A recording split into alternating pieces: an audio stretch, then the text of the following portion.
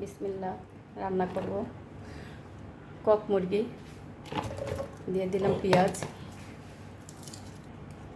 আধা চামচ মরিচের গুঁড়া, 1 চামচ ধনে গুঁড়া, আধা চামচ হলুদের গুঁড়া, লবণ 1 চামচ, 3 চামচ আদা রসুন,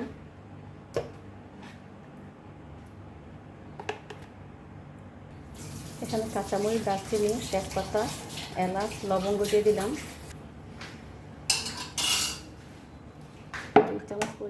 2-3 চামচ পরিমাণ সরিষার তেল দিলাম।